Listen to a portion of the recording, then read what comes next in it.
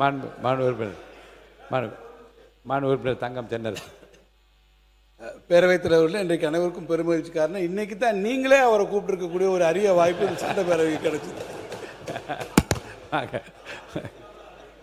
மாண்பு உறுப்பினர் ஆஸ்டின் அவர்கள். என்றைக்குமே பேரவைத் தலைவரை கூப்பிட நினைப்பார். நான் முடியாத காரணமாக கூப்பிடவில்லை என்று நான் மகிழ்ச்சியோடு ஏற்றுக்கொள்கிறேன்.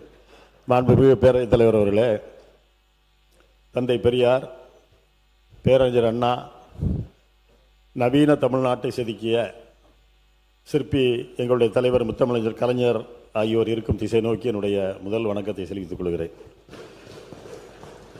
திராவிட மாடல் அரசினுடைய நாயகர் தன்னுடைய நிர்வாக திறமையால் தமிழ்நாட்டை இந்தியாவின் முதன்மை மாநிலமாக உயர்த்திய ஓய்வறியா உதயசூரியன் திட்டங்கள் மூலம் மக்கள் உள்ளங்களில் நிரந்தரமாக குடியிருக்கக்கூடிய எங்கள் தலைவர் முத்துவேல் கருணாநிதி ஸ்டாலின் அவர்களை வணங்குகிறேன். பேரவைத் தலைவர் அவர்களே, நிதிநிலை அறிக்கை கூட்டத்தில் கலந்து கொள்வதை எப்படியும் தடுத்துவிட வேண்டும் என்ற நோக்கத்தில் சில சதிகாரர்களால் விரிக்கப்பட்ட சதிவலையை கிழித்தெறிந்துவிட்டு அனைத்து தடைகளையும் தகர்த்தெறிந்துவிட்டு சதிகாரர்களின் முகத்திலே கரியை பூசிவிட்டு இன்று கம்பீரமாக சிங்கமென இந்த அவையிலே வீட்டிற்கும் எங்களுடைய இளைய தலைவர், இந்த அவையில் எங்களை வழிநடத்தி கொண்டிருக்கும் சட்டமன்றத்தினுடைய எதிர்க்கட்சியினுடைய தலைவர், எங்களுடைய இளைய கலைஞர் அன்பு சகோதரர் உதயநிதி ஸ்டாலின் அவர்களை வணங்குகிறேன். பேரவைத் தலைவர் அவர்களே, இந்த அவையிலே இன்று எனக்கு இந்த மானிய கோரிக்கையின் மீது பேசுவதற்கான வாய்ப்பினை வழங்கிய தங்களுக்கு என்னுடைய பணிவான நன்றியையும் என்னுடைய தொகுதி மக்களுக்கு என்னுடைய வாழ்த்துக்களையும் வணக்கத்தையும் நான் தெரிவித்துக் கொள்கிறேன். பேரவைத் தலைவர் அவர்களே, இன்றைக்கு நடைபெறக்கூடிய விவாதங்கள் எல்லாம் நேரலையிலே இன்றைக்கு அனைத்து மக்களும் பார்க்கக்கூடிய வகையிலே நாம் ஏற்பாடுகளை செய்திருக்கின்றோம். எனவே மக்கள் மனதிலே பல்வேறு கருத்துக்கள் எழுகின்றது எங்களுடைய விவாதங்களை பற்றியெல்லாம், நம்முடைய நடைமுறை பற்றியெல்லாம். எனவே மக்கள் மனதிலே இருக்கக்கூடிய ஒரு சில கருத்துக்களை என்னுடைய மக்களுடைய குரலாகத்தான் நாம் இங்கே ஒலிக்க வேண்டும், அவருடைய பிரதிநிதிகள். அந்த ஒரு சில கருத்துக்களை என்னுடைய கருத்துக்களாக இந்த அவையிலே ஒரு குறைந்த நேரத்தில் எடுத்து வைத்துவிட்டு அதற்கு பிறகு நான் மானிய கோரிக்கைகளை பேசலாம் என்று கருதுகின்றேன். அதற்கு முன்பாக இந்த அவைக்கு இன்னும் ஒரு கருத்து உங்கள் மூலமாக சொல்ல கடமைப்பட்டிருக்கின்றேன். மைனாரிட்டி கமிஷனுடைய சேர்மனாக மரியாதைக்குரிய திரு ஜெரால்டு ஃபெலிக்ஸ் அவர்களை இந்த அரசாங்கம் நியமித்திருக்கின்றது. அந்த போஸ்ட்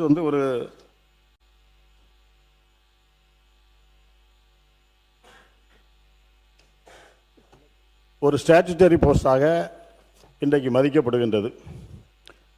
ஸ்டாச்சுட்டரி போஸ்டில் இருக்கக்கூடியவர்கள் அரசியல் தொடர்பான தொலைக்காட்சி விவாதங்களிலேயோ கருத்துக்களையோ மற்றவர்களை அபியூஸ் பண்ணக்கூடிய அளவிலே பேசக்கூடாது, பங்கெடுக்கக்கூடாது என்பது சட்டப்படியானது. நம்முடைய Tamil Nadu state minorities commission act 2010 அதைத்தான் சொல்கிறது. அதில் ஒரு உறுப்பினர் தகுதி நீக்கம் அல்லது தலைவர் தகுதி நீக்கம் என்று சொன்னால் சாப்டர் 2 அதில் தெளிவாக குறிப்பிடப்பட்டிருக்கிறது. இந்த opinion of the government has no abused the position of chairperson or member as the case may be as to render that person's continuance in the office determinate to the public interest. எனவே நான் உங்கள் மூலமாக அந்த அரசை கேட்டுக்கொள்வதெல்லாம், அவரை நியமித்திருக்கின்றீர்கள், நாங்கள் அதிலே தலையிடக்கூடிய தேவையில்லை. இருந்தாலும் இது போன்ற அரசியல் விவாதங்களிலே அவர் பங்கு கொள்வதை இந்த சட்டப்படி தடுக்க வேண்டும் அல்லது அது தொடர வேண்டும் என்று நீங்கள் விரும்பினால் அவரை இந்த பதவியிலிருந்து நீக்க வேண்டும் என்று உங்கள் மூலமாக இந்த அரசை நான் கேட்டுக்கொள்ள கடமைப்பட்டிருக்கிறேன். சட்டத்துறை அமைச்சர் அவர்கள்.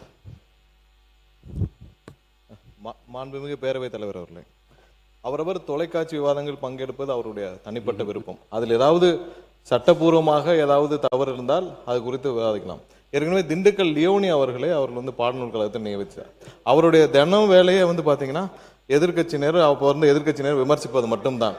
அதனால ஏதாவது ஒரு தவறு இருந்தால் அது குறித்து அவர்கள் புகார் தெரிவிக்கலாமா தவிர்த்து யாருமே அதுல இந்த ஸ்டாச்சுவோட இதுக்கு முன்னாடி அண்ணன் பீட்டர் அல்போன்ஸ் அவர்கள் இருந்தாரு, அதுக்கு முன்னாடி பலர் இந்த பொறுப்புல இருந்திருக்காங்க. அவங்க தனிப்பட்ட விவாதத்துல பொது மேடைகள்ல பேசக்கூடாதுன்னு ஒண்ணும் இல்ல.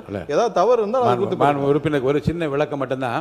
ஒரு ஸ்டாச்சுட்டரி சேர்மன் போஸ்ட்டுக்கும் சாதாரண வாரியத் தலைவருக்கும் வித்தியாசம் இருக்குது. இருந்தாலும் அவர் சொல்லுகிற நாம் கவனத்தில் கொண்டு அதை எப்படி மேற்கொண்டு எடுத்து செல்லலாம் என்பதை பற்றி நாம் ஆய்வு செய்யலாம். மாண்பு உறுப்பினர் ஆஸ்டின். என்னுடைய கருத்து, நீங்கள் முடிவெடுக்க வேண்டியது பேரவைத் தலைவர் அவர்கள். மாண்புமிகு பேரவைத் தலைவர் அவர்களே,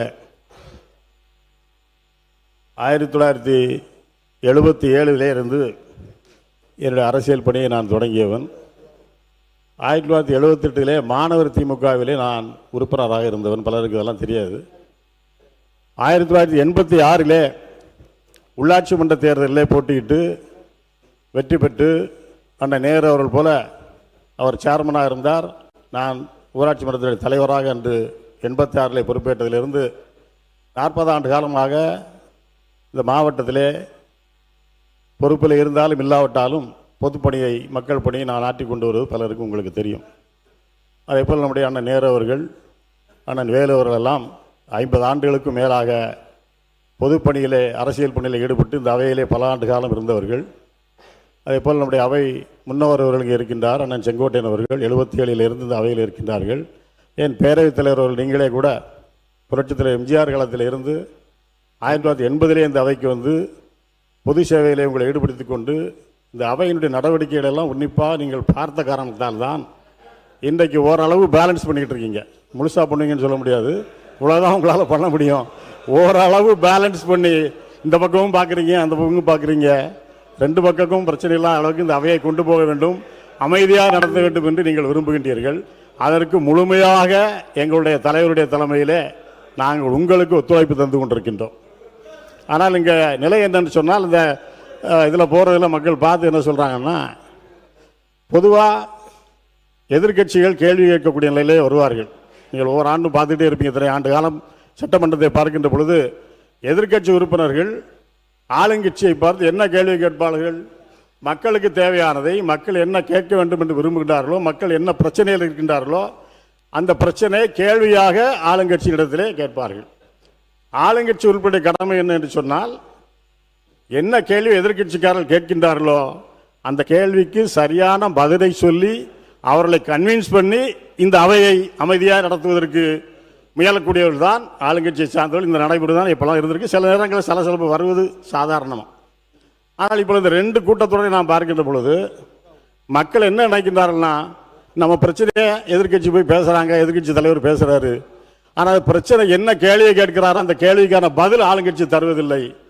ஆனால் ஆளுங்கட்சி என்ன சொல்லுது, ஏதாவது தேவையில்லையா சில பிரச்சனைகளை சுற்றி வளைச்சு கொண்டு வந்து கடைசியில் எதிர்கேள்வியை போடுறாங்க எதிர்கட்சிகிட்ட. அந்த எதிர்கேள்வியை போடுகின்ற பொழுது சில வார்த்தைகளை எதிர்கட்சியில் உள்பவர்களுடைய உறுப்பினர்களை அவருடைய உணர்வுகளை தூண்டக்கூடிய வகையிலே, ப்ரொவோக் பண்ணக்கூடிய வகையிலே சில வார்த்தைகளை போடுகின்ற காரணத்தால் உங்களை அவர்கள் தர்ம சங்கடத்திற்குள்ளாக்குகிறார்கள் என்பதுதான் என்னுடைய பதில். அவை முன்னவர், நான் அதை பற்றி விளக்கமாக அவர் பேசி முடிக்கிட்டு மாண்பு பேரவைத் தலைவர் அவர்களே, மாண்பு உறுப்பினர்கள் மானிய கோரிக்கை பேச வேண்டிய நேரத்தில் எதிர்க்கட்சியும் ஆளுங்கட்சியை பற்றி விவாதித்துக் கொண்டிருக்கிறார்.